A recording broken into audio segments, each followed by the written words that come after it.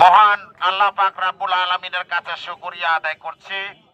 আমার প্রাণের স্পন্দন জাতীয়তাবাদী ছাত্রদল, যুব যুবক দল, রাজপথ সৈনিক, আমার সহযোদ্ধা বন্ধুরা, আপনাদের কাছে কৃতজ্ঞ এবং আমি ঋণ প্রকাশ করছি। আজকে আমার বিজয় হয়েছে, আপনারা আমার সাথে এই দুঃসময়ের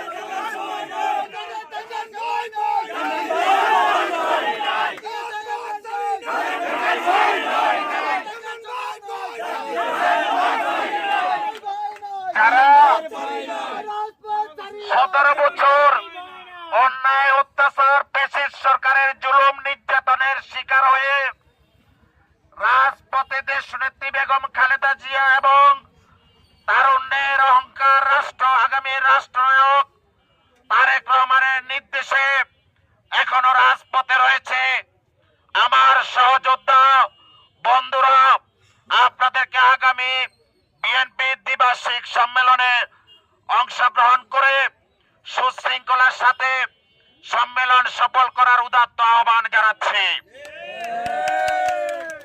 আপনাদেরকে বিজয় ছিনিয়ে আনতে হবে। এই বিজয় আমার নয়, এই বিজয় রাজপথের লড়াকু সৈনিকদের বিজয় হবে।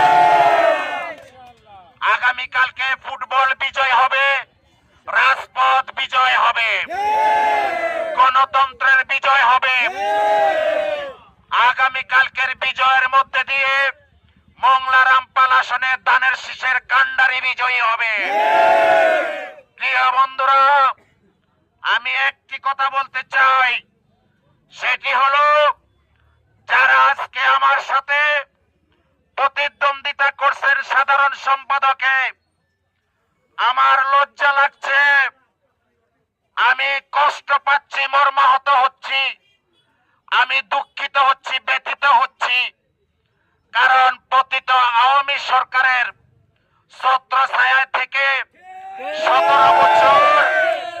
17 বছর যারা ব্যবসা বাণিজ্য করেছে, মামলা হামলার থেকে দূরে ছিল, কেউ খালেদ তালুকদারকে কাকা ডেকেছে, কেউ আওয়ামী লীগ নেতাদের দুলাভাই ডেকেছে, বাবা ডেকেছে, তারা এখন আবার বিএনপির নেতৃত্ব দেওয়ার জন্য ভোট যুদ্ধে লড়াইয়ে এসেছে। কিন্তু গণতন্ত্র সুপ্রতিষ্ঠিত এবং বিএনপিকে নিরাপদ রাখার জন্য আমি আজকে প্রতিদ্বন্দ্বিতায় সম্মুখীন হয়েছি।